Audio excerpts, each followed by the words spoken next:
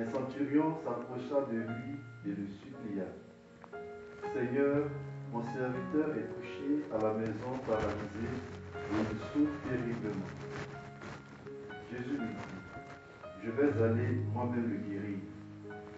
Le centurion reprit, Seigneur, je ne suis pas digne que tu entres sous mon toit, mais dis seulement une parole et mon serviteur sera guéri. Moi-même, je suis soumis à une autorité à l'heure de Jésus. Et il vient, et mon esclave fait ceci, et il le fait.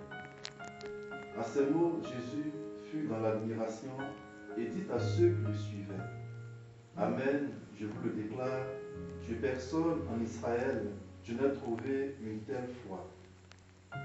Aussi, je vous le dis, beaucoup viendront de l'Orient et de l'Occident et prendront place avec Abraham, Isaac et Jacob au festin du royaume des cieux. Acclamons la parole de Dieu.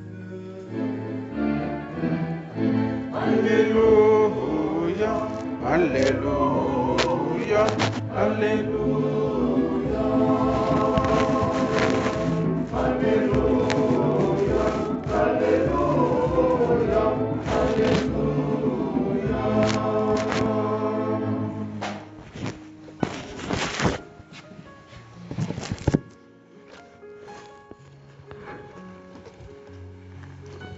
Il est bon, frères et sœurs, au début de cette nouvelle année et de ce temps de grâce que le Seigneur nous accorde, le temps de l'Avent, un temps marial par excellence, de pouvoir être attentif au texte que le Seigneur à travers l'Église nous propose et de ce qui se dessine. En cette nouvelle année que nous avons commencé, donc aujourd'hui le Seigneur nous propose un personnage, et non le moindre, le centurion. Le centurion, c'est une autorité militaire, un officier, d'accord, il est appelé centurion, c'est pas son nom, c'est le nom de fonction, parce qu'il a la tête d'une centurie. Une centurie, c'est une unité de 100 soldats. Voilà. Une unité militaire de 100 soldats. C'est pourquoi on l'appelle le centurion. C'est un officier militaire.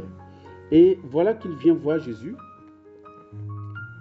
parce que un de ses serviteurs, on ne sait pas si c'est un soldat ou c'est pas un soldat, un serviteur de maison, on ne sait pas trop.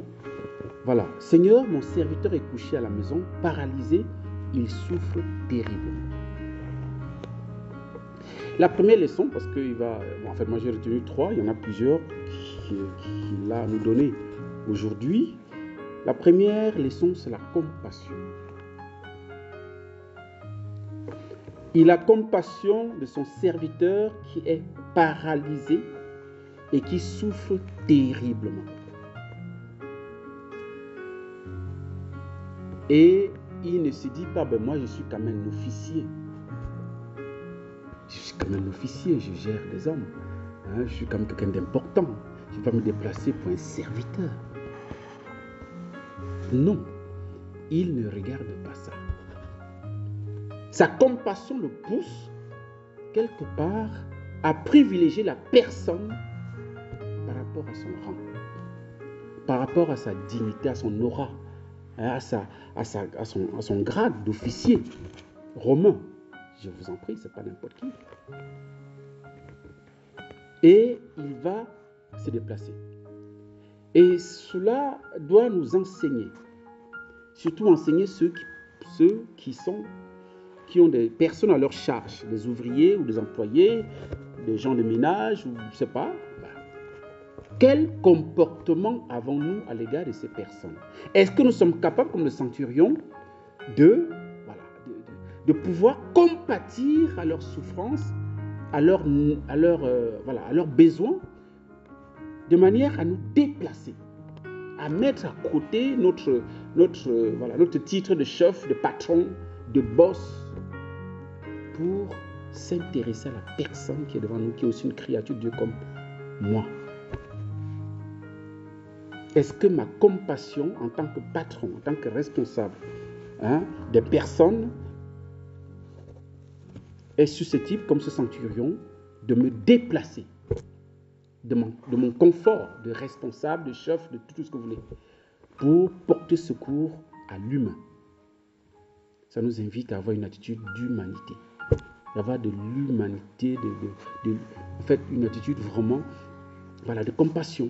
Je ne dirais même pas déjà une attitude chrétienne, mais une attitude humaine à l'égard de ceux qui sont nos subalternes et qui sont à notre service. Donc ça, c'est la première chose que le centurion nous enseigne. La deuxième chose, c'est sa foi. Et donc quand il va venir voir Jésus, il va poser le problème. Jésus va dire, je vais aller moi-même le guérir.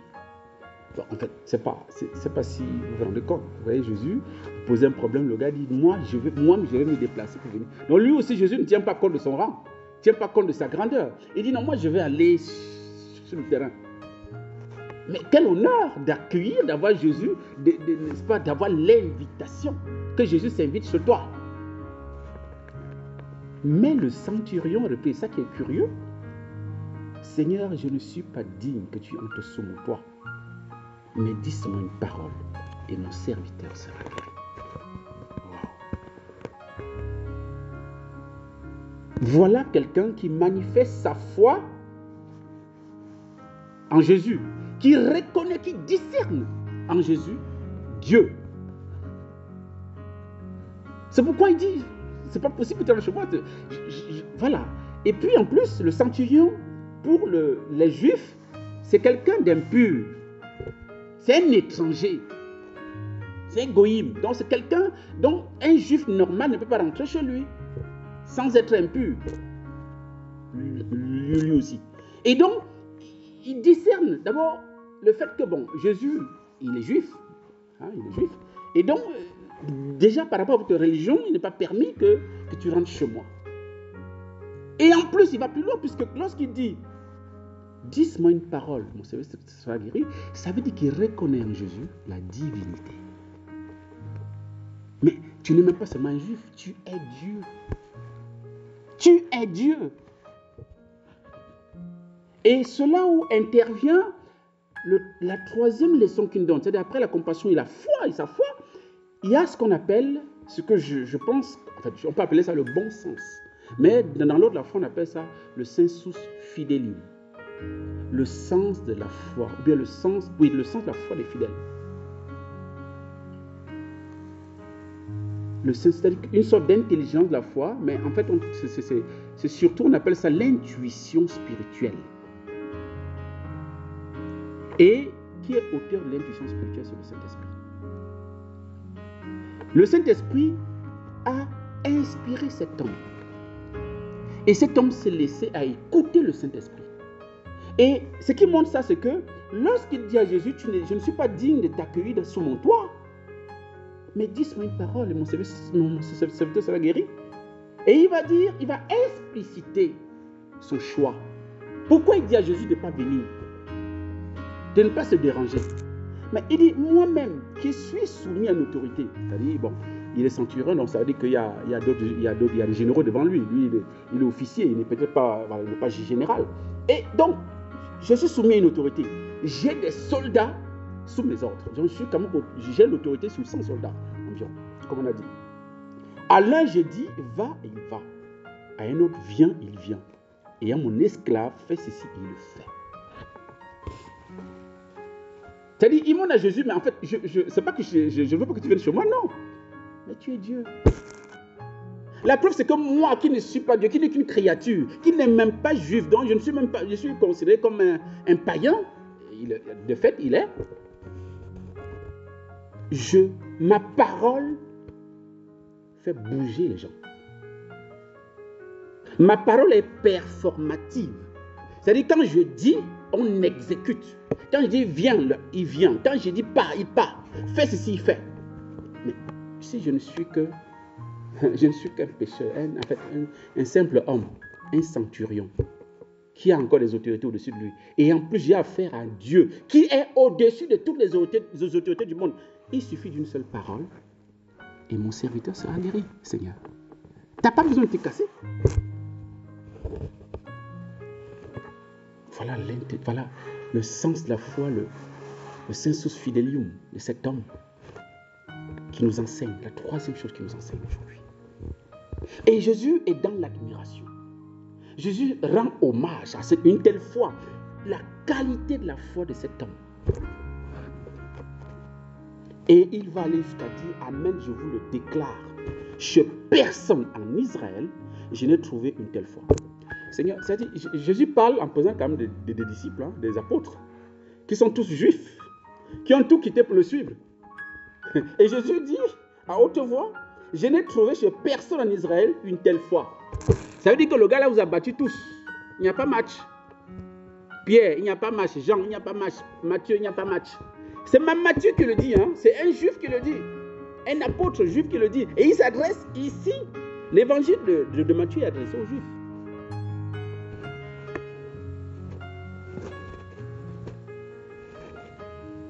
Et Jésus va continuer. Et c'est là où j'aimerais que vraiment on retienne aujourd'hui, peut-être, hein, pour ceux qui n'ont pas encore compris, Jésus va dire, aussi je vous le dis, beaucoup viendront de l'Orient et de l'Occident et prendront place avec Abraham, Isaac et Jacob au festin du royaume des cieux. Jésus veut dire par là, à partir du centurion, celui qui fait partie de la famille d'Abraham, ce n'est pas un juif. À partir de moi, ce n'est plus un juif qui est fils d'Abraham, qui fait partie de la famille d'Abraham, des patriarches. Non, c'est celui qui a la foi de ce centurion. C'est celui qui croit en moi.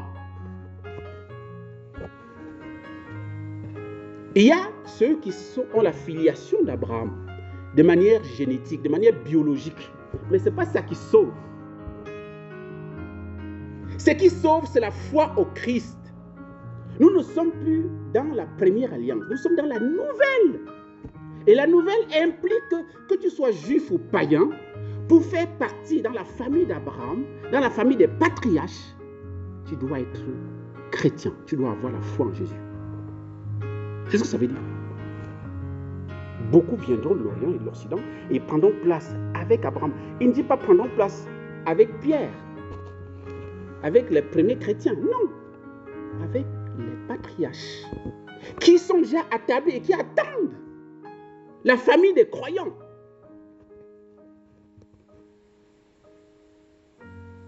Et c'est pourquoi je disais que il faudrait qu'on retienne une chose, parce que aujourd'hui, parfois, on peut se tromper dans la lecture même du mystère d'Israël. Israël, le premier Israël, je préfère le dire parce que l'ancien Israël, c'est pas bon. Même l'Ancien Testament, je ne préfère pas. Je préfère dire le premier Testament appelle le nouveau. Le premier Israël appelle le nouveau. Et le nouveau, ce n'est pas le second Israël. C'est le nouveau Israël. Comme le premier Testament appelle le Nouveau Testament qui assume. Et donc, le nouveau Israël intègre le premier Israël. Si tu n'intègres pas le nouveau Israël, même si tu es fils d'Abraham de manière biologique, tu ne seras pas sauvé. Je suis désolé. Ce n'est pas parce que tu es fils d'Abraham par la filiation biologique que forcément le salut s'impose à toi. Non. Il faut que tu accueilles le Messie, que tu accueilles le Christ, que tu crois en Jésus pour être sauvé. Jésus vient faire des deux, juifs et païens, un seul peuple, nous dit un autre juif qui s'appelle Paul. Dans Éphésiens chapitre 2, je vais vous lire cette partie, excusez-moi, c'est quand même important de le comprendre à partir du verset 11. Éphésiens 2, à partir du verset 11. Éphésiens, ce sont des chrétiens de la Grèce. Éphésiens, c'est une ville de la Grèce. Et Saint Paul s'adresse à eux en disant, « Vous qui autrefois étiez païens, traités de non-circoncis, par ceux qui se disent circoncis à cause d'une opération pratiquée dans la chair, souvenez-vous donc qu'en ce temps-là, vous n'aviez pas le Christ. Vous n'aviez pas droit de citer avec Israël. Vous étiez étrangers aux alliances et à la promesse. Vous n'aviez pas d'espérance. Et dans le monde, vous étiez sans Dieu. » Il faut qu'on prenne conscience qu'à un moment donné, dans le monde, il y avait un seul peuple qui était en relation avec Dieu. C'était Israël. Tous les autres là étaient dans le néant. Un seul peuple était en lien avec l'Israël. Et ce qu'il dit, vous étiez sans Dieu. Et il va continuer en disant, mais maintenant, dans le Christ Jésus, vous qui autrefois étiez loin, vous êtes devenus proches par le sang du Christ. Le sang de bouc, c'est terminé.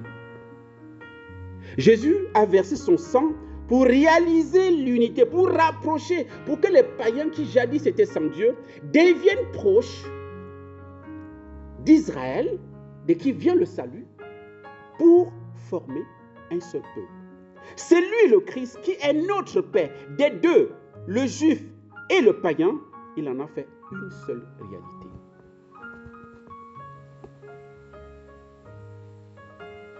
C'est-à-dire qu'il n'y aura pas deux Israël, il y aura un seul Israël. Et c'est le nouveau. Et le nouveau intègre le premier Israël. Comme il y a une seule alliance aujourd'hui qui intègre, n'est-ce pas, la première. Comme il y a un seul peuple de Dieu qui s'appelle l'Église. Et le nouveau Israël, c'est l'Église. Dans laquelle Israël premier doit en faire partie. Parce que Jésus est venu faire un seul peuple, une seule famille. Il a, par sa chair crucifiée, il a détruit ce qui les séparait, le mur de la haine, il a supprimé les prescriptions juridiques de la loi de Moïse.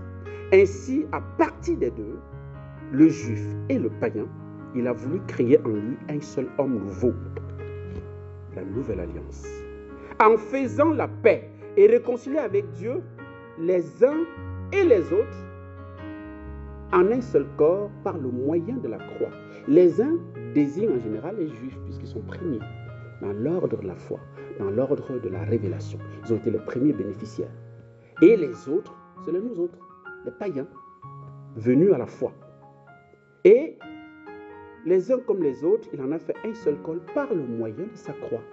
C'est à la croix du Christ que la nouvelle humanité est fondée, que l'Église naît. On a déjà abordé ça avec Novice, que l'Église naît à la croix. Le mystère de l'Église. Et l'Église, c'est la nouvelle fraternité. Et les premiers enfants de la croix, ou bien si vous voulez, le premier enfant de la croix, c'est Jean, le disciple bien-aimé. Donc papa et maman sont le nouvel Adam, Jésus-Christ, et la nouvelle Ève, la Vierge Marie. En sa personne, il a tué la haine. Il est venu annoncer la bonne nouvelle de la paix pour vous qui étiez loin, la paix pour ceux qui étaient proches. Par lui, en effet, les uns, c'est-à-dire les juifs, et les autres, les païens, nous avons dans un seul esprit accès au Père. Voilà la réalité. Et voilà ce que nous enseigne le centurion aujourd'hui. Il permet au Christ de dire, voilà ce pourquoi je suis venu.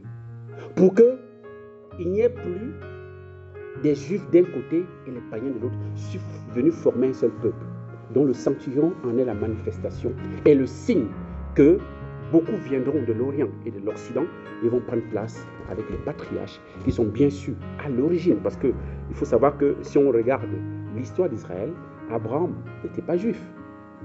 Le judaïsme naît plus tard, parce que le judaïsme vient de ce radical qui a donné la religion juive. C'était des Hébreux. On les appelle les Hébreux, avant qu'ils deviennent juifs. Abraham, il est irakien. Hein. En fait, si on tient compte de la géographie d'aujourd'hui, il est irakien. Il n'est pas d'Israël. Isaac, son fils non plus. Puisque, voilà, ainsi de suite. Et c'est à partir de Jacob qui va prendre le nom d'Israël que plus tard, ce nom va être étendu au peuple d'Israël. Et aujourd'hui, frères et sœurs, dans l'Église, nous sommes dans le nouveau Israël.